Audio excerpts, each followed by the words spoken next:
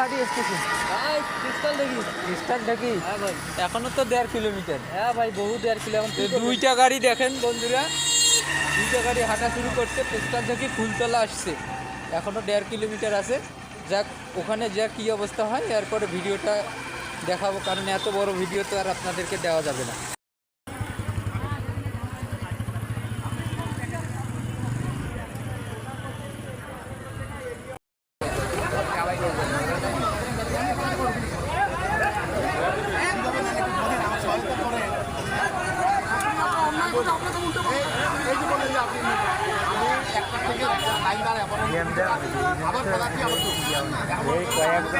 কয়েকটা গ্রুপ আছে তো একটার জন্য